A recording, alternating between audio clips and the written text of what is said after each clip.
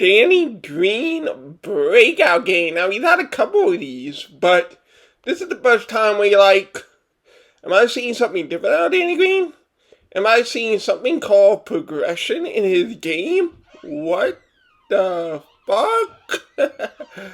Sixers escape the Lakers 109, 101.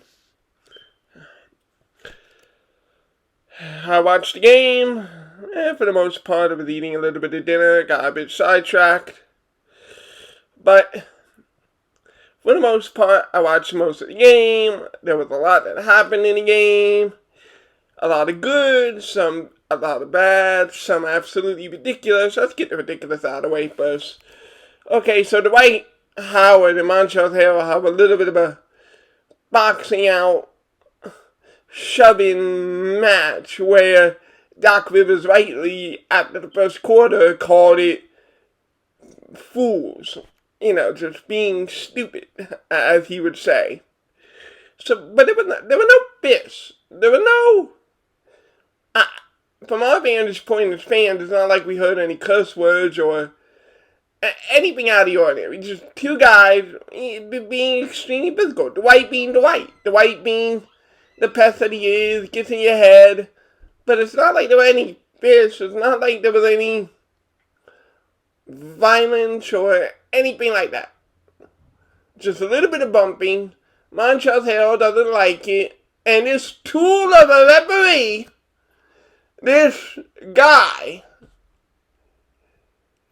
he thinks that the best way to resolve the situation, I think, was to call, was it one technical foul, or he just called two on the, let's just see what happened at the end of the first to give context to what I'm thinking about. So, okay, end of the first quarter, we play some defense. The Lakers miss a shot. The two teams are going to their respective huddles. Dwight Howard walking to his huddle, Montrezl Harrell walking to his huddle, and they just happen to be so close that they run into each other. So the tool referee,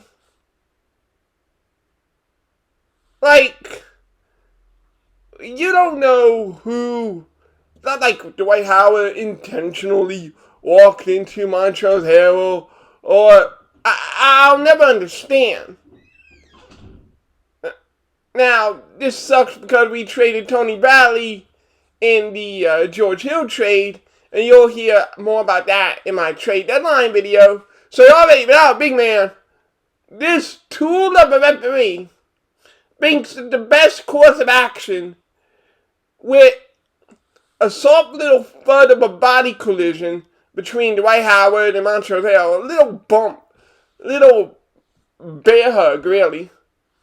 Not bear hug, not like they were holding each other, but just two big dudes, having their bodies collide for a fraction of a millisecond, get this rep up, and actually ejects Dwight Howard.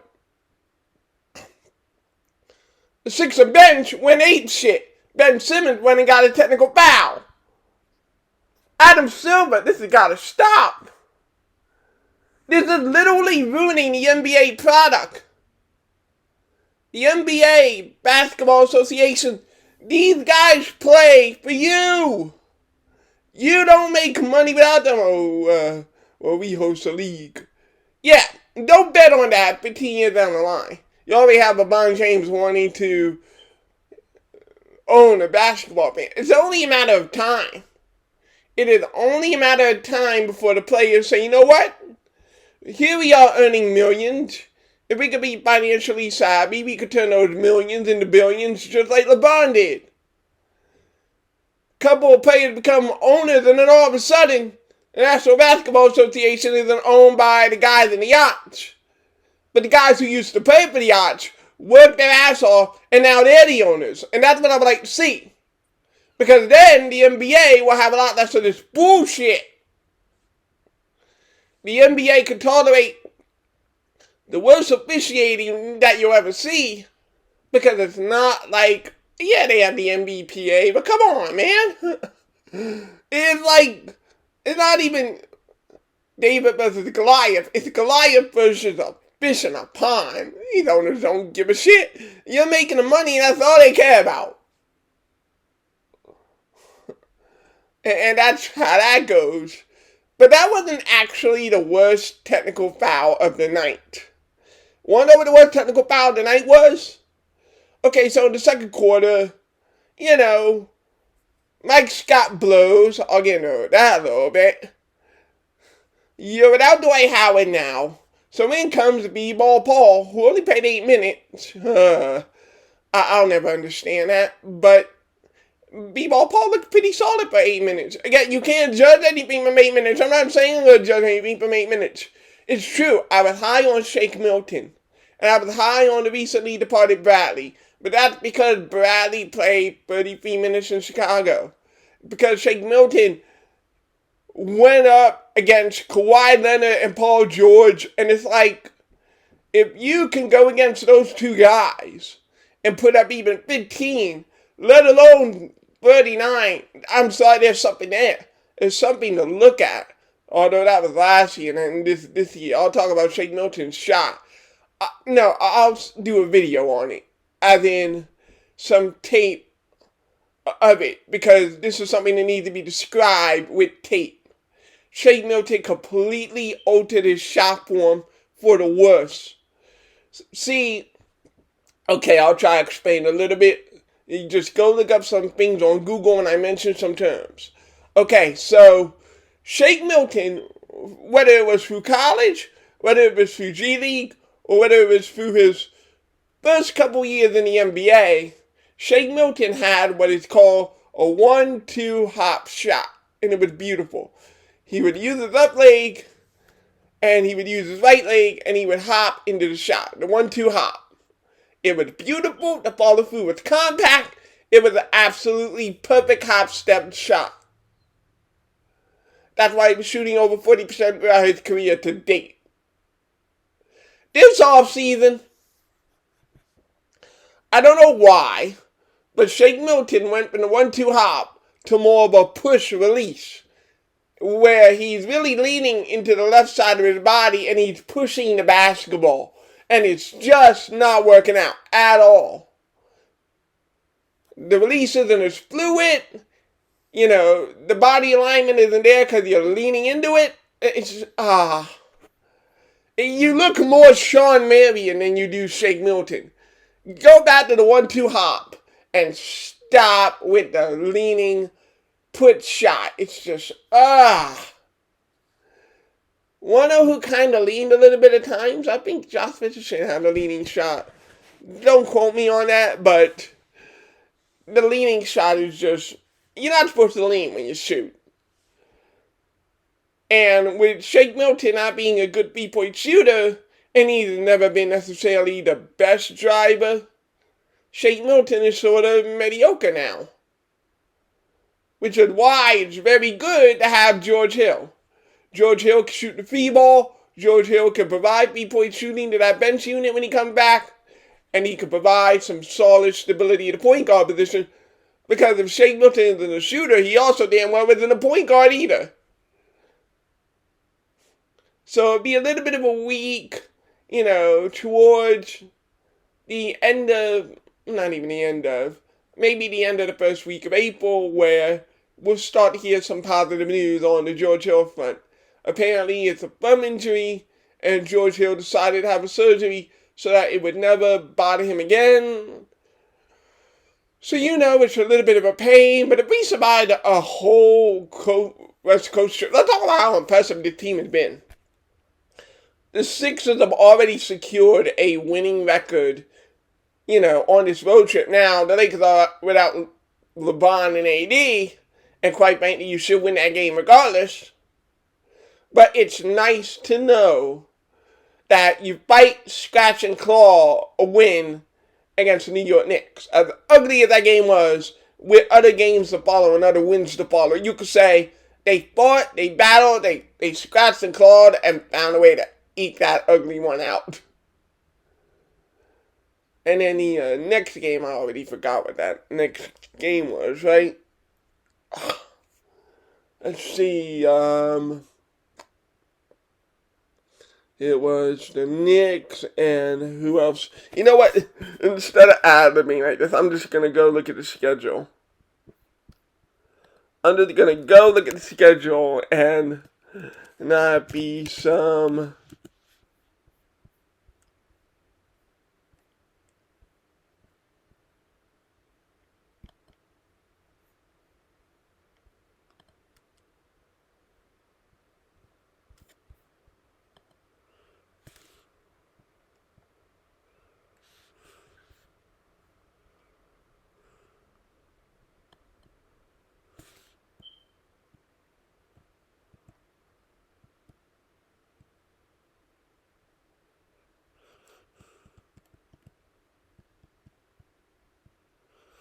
Oh yeah, we went to Golden State and we beat the Golden State Warriors. How did I forget? That was all last game.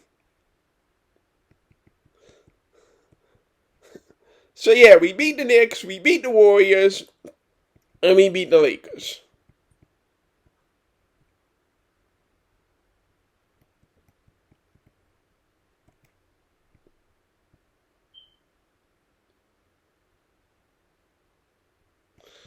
So the last two games, really, of this coast trip, if I recall, is going to be the Clippers and the Denver Nuggets. I believe we play the Cavaliers at home, or no, we probably do play the Cavaliers on the road. And even if we play the Cavaliers on the road, look, we have got to beat the Cavaliers in the game. They're absolutely ridiculous. They're 15-25. Execute for 48 minutes, beat the Cavaliers. But seriously, all the Sixers really had to do is win one of the next 3 road games to secure a winning record on this road trip. They've already secured at least a 500 record on this road trip. And if you had said that at the very minimum that the Sixers would be a 500 team on the road trip without Joel Embiid, you would have been like, hey, that's a pretty optimistic result. This team, to land folks' point, is really, really gelling in role definition. Like, Dwight Howard said it, Tobias said it, everyone is saying it, role definition. Glenn Robinson III said it when he was here last year, and kind of disjointed. Role definition. Role definition is important. It's important to a player. J.J. Redick even commented on it, and even he had to admit it subtly, where he's like, I don't want to say anything, but yeah, when you know where your shots are coming from, when you know how they're going to come, it's easier to prepare with your in-game preparations. So, role definition, it sounds so simple and it sounds so cliche, but it's so important. And if you weren't getting that before and you're getting that now, I would say that alone is worth the hire of role definition.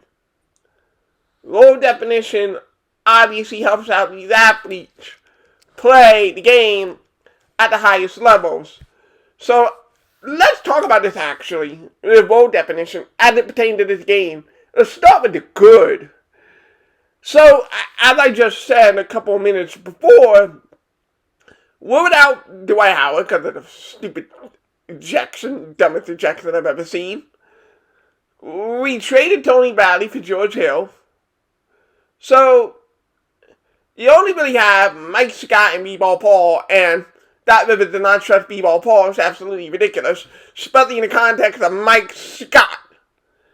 Mike flipping Scott. Let's go look at his numbers real quick.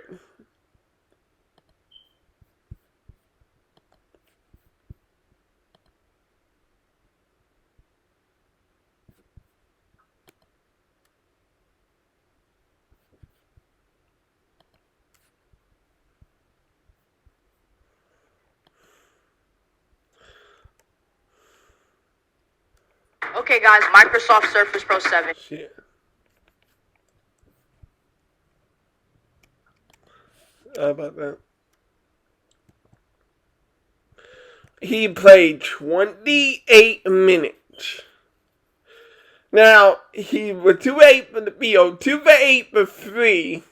Now, I want to mention about the 2-8 just to give you some context.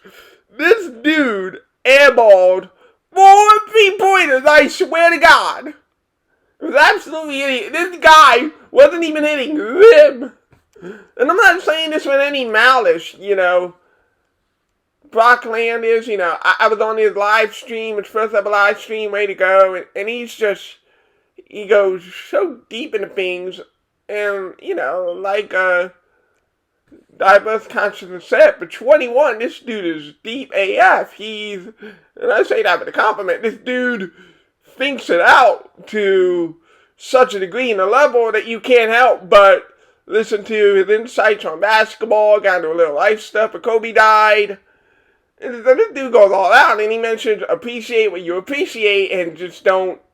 It's okay to be a fair critique, but, these sport fans who go in with death threats and stuff like that, and the whole and the other is just absolutely unnecessary. It's ridiculous. So this is all in fun, but this guy is airballing threes. He's airballing the open shot. He's not being contested, mind you. He is wide open, and he's wide open for a reason. And he's airballing these threes, and it's like, dude. I don't even know he hit a couple of them, but it was like, my God. So somebody say, well, if he hit 2 more of them, it would have been 50%. Yeah, the devil's advocate, have empty food. I'm going to focus on the half-glass food. And I'm saying this dude was airballing more open threes. And that's my focus. The guy can't shoot anymore. He can't shoot anymore. And it's not like he was ever somebody who created his own shot. And it's also not like he was ever a guy in the post. But then, let's focus on Mike Scott's floor game. We'll get to floor game in a minute. Actually, he had 2 steals and 2 blocks. So it wasn't as terrible as I thought of it. Except for the 5 rebounds and the 4 personal fouls. Okay, you know what? It's admirable. For a scrub, it's absolutely admirable. 2 steals, 2 blocks, are the same kind of numbers he got from Tony Batty on the defensive end. So, he hustled. It's clear he doesn't belong, but he hustled. Mike Scott hustled, and I guess it's all you can ask for from this guy at this stage of his career. But I believe that if you gave E-Ball Paul 28 minutes, I believe he would have got more production, certainly on the offensive end. The reason I say that is because you're 6 points, 5 rebounds. If it weren't for the 2 steals and 2 blocks, I'm like,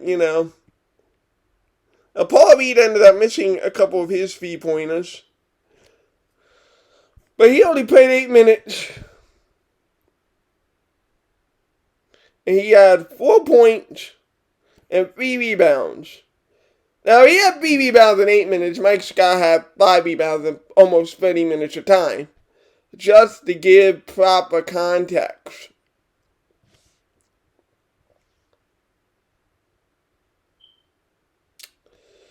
But, my God.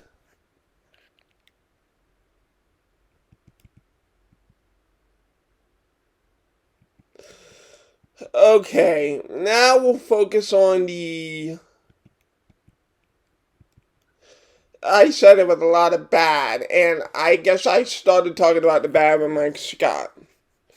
Now, with Ben Simmons, I'm going to stay true to my promise. I won't go ballistic. We won the game. We won the game. But holy fucking shit. We're back to big, tall, passer guy. We're back to neutral, effective at best basketball player. I can't be paying you $30 million to be neutral, effective. And yes, that's what you are, despite your point creation. You are a neutral, effective player. When you turn the ball over 7 times and only score 7 points. I once posted it in a video. If all of your turnovers are converted, and they were converted, it was the only way the Lakers were staying in that ball game, you literally by yourself, 7 times 2 is 14. You gave up 14 points. I'm sorry about your defense, but your turnovers are the same thing as a point conversion. You gave up 14 points on the other end, Ben. Through your terrible decision-making, through your over-relying on passing, through your inability to take a pull-up jump shot from even 10 feet of the rim. A baby shot. TJ McConnell can't that shot. Why can't you? From 10 feet. I'm not talking about the feet anymore. From 10 feet of the rim. You're open. You're open. It's absolutely insane. So let's put some little stats in context here. The average guard shoots 40% from mid-range. Ben Simmons shot 66% from the free throw line tonight. How do you not take a pull-up jumper or two? Why do you have to draw yourself into a crowd? Why? So yeah, he gets troubleshot because Steph Curry and Danny Green are freaking unconscious tonight. You know, Steph Curry, this dude was like, I'm just like my brother tonight. I'm going to be pulling up a 35 foot from three. And there's some confidence I would like to instill in Ben. Pulling up from 35 feet, splashing shit, using his dribble, shooting a pull-up jumper. Steph Curry came to the ball tonight, and we needed all of his 19 points. And Danny Green, as I started off with, Danny Green turned into Goat Green tonight. Just shoots a bunch of threes and nails a bunch of threes, and that's the reason you get 12 assists. But I think teams are going to start to learn. I could put a Kuzma on Ben. I could put RJ Barrett. I could put a Julius Randle on Ben. I could put a tall, strong defender on Ben Simmons. And I can ask Ben Simmons, beat me over the top. He's not going to beat you over the top. So you're just going to resort to driving into double and triple teams and turning the ball over 7 times. So somebody say, well, it would be different without Embiid. To an extent, yes. But to another extent, teams are going to try and trap that basketball with Joel and with Ben. And it's going to hurt. The guy is not a natural one. Now, my hope is this. Here's the thing with the Bucks. When George Hill was playing with the Milwaukee Bucks, the problem was that you weren't getting enough offense from basically Chris Middleton. But the Sixers have Embiid. Some might say that Giannis and Embiid are similar in terms of both being bigs, but we all know that there's two different types of animals. Where Giannis is the small ball 5, and Joel Embiid is this dominant 5, and quite frankly, Tobias Harris is better than Chris Middleton. I'm just going to put that out in no disrespectful way. I'm just saying I think Tobias Harris brings more to the table than Chris Middleton does on the offensive end of the court. Oh, and we have Steph Curry. I would honestly, at this point, I'm even looking to a Steph Curry, George Hill backcourt. Like, it's ridiculous. I'm sorry. I have no trust. I have no faith in Ben Simmons right now. You know, Andy Reid with Donovan McNabb. There's a quarterback-coach relationship. Even though I'm not a coach, this is fan-point guard relationship. There's no trust. The trust is gone. You're throwing the ball away 7 times. How am I supposed to trust you? I can't. I can't trust you, Ben. That's where we're at. And it was such a big issue earlier in the year. And Sam Cassell talked about it. Dude, you need to cut back on your turnovers. The trust for me in Ben Simmons is gone. I mean, the trust is gone. So do I appreciate Ben's floor game? He rebounds for 6'10". He better. He's 6'10". I'm sorry. I'm not impressed with how many rebounds this guy gets. He is 6'10". The things you automatically assume in life. Death taxes and Ben Simmons rebounding the ball. He should. If you're 6'10", and you're not rebounding the basketball, what's wrong with you? Andre Drummond is 6'10" and gets like 15 rebounds a night. Dude, rebound the ball. So yeah, I expect that from you. So I'm not impressed. This is the expectation. This is the norm. You're 6'10". You're 6'10". And while you're at it, go look up some post moves. A drop step. a little shimmy, something. If you're going to play in the post, make yourself a good post player. Rather than a hook that sometimes goes in and sometimes goes out. Yeah. Like, you should be better in the post than you are. But this is ridiculous. Ben Simmons is as raw at the age of 25 as he was when he was 20.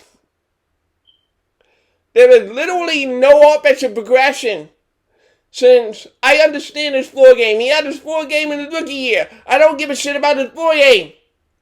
What about the rudimentary skills Reggie Miller talked about in the broadcast? What about the rudimentary skills that make up a basketball player?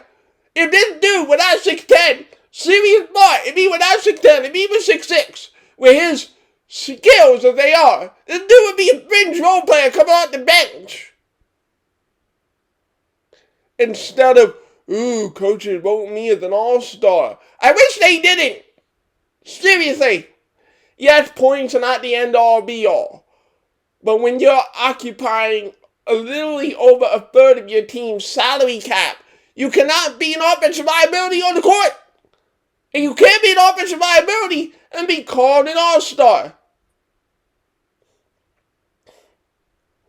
Like, I'm sorry. Tobias Harris is literally carrying Ben Simmons' water on this road trip. And that's a testament to how great Tobias Harris has been this entire season. But it's absolutely unacceptably atrocious from Ben Simmons. You can't be turning the ball over 7 times, and you can't be only giving me 7 points. On 7 shots. Now it's like, well, Danny Green and Steph Curry were super hot. What if they weren't?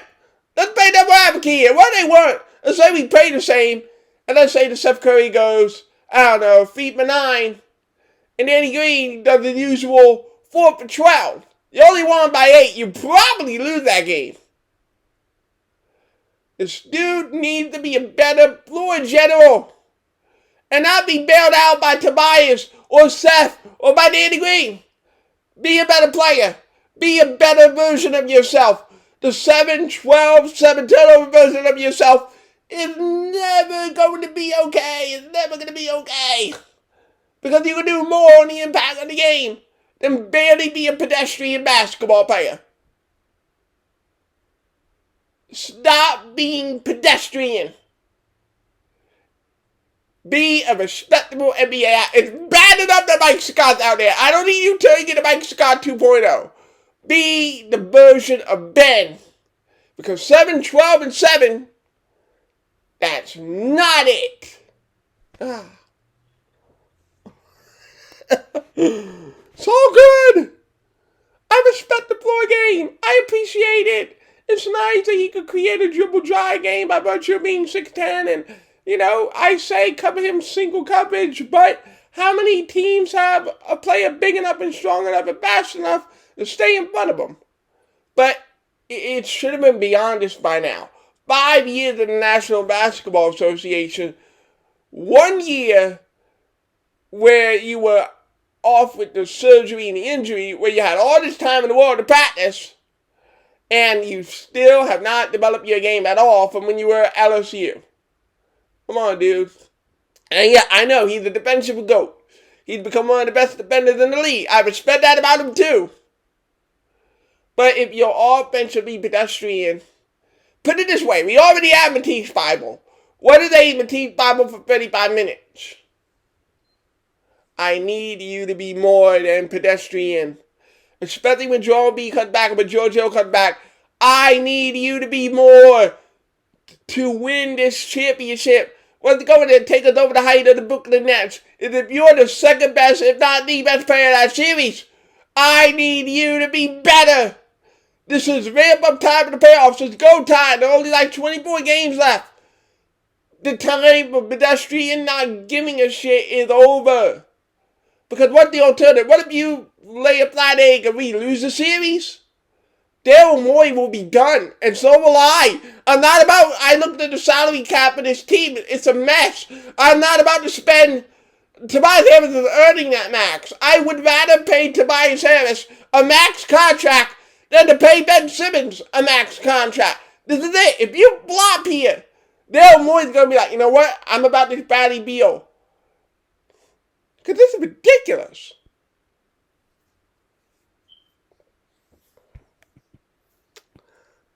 It's ridiculous.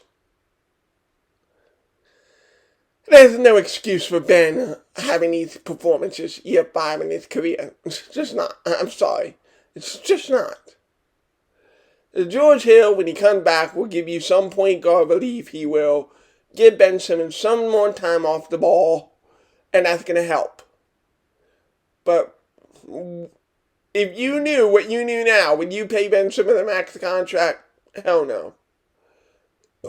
And if some people are saying 27 other teams will pay him a max contract, good, that means there's a trade market. Because we can win without his floor game. Obviously, we're winning without Embiid, with our team chemistry and our role definition. But between Joel Embiid and between Ben Simmons, you're telling me which one I miss. Here's the thing. I don't think you're always going to shoot 53% from the 3-point line. But I do know that Joel Embiid is going to be there in the clutch, and I know that Joel Embiid will benefit. He will benefit with George Hill. You're going to see a better offense when this team's fully healthy, because George Hill can run the 2-man game with Joel Embiid and get Joel Embiid some open buckets that he's never gotten really in his career for the most part. Up until now, Joel Embiid used his face-up game to create his own shot. Having a point guard who is actually credible enough to create some half-court offense is going to open up Joel Embiid's world where, oh, I don't have to do everything. I don't need to touch the ball every time in order to score points. Let's hope that George, I understand, Matisse Thybulle, you would have given up too much small forward depth. But if you don't win, you're going to look back at that Thybulle and you're going to be thinking, it's nice, but it's not necessarily Kyle Lowry. You're going to seriously be looking back on that. And the only way not to look back on that is if Ben Simmons balls out from this point on. This dude has to play up to his contract.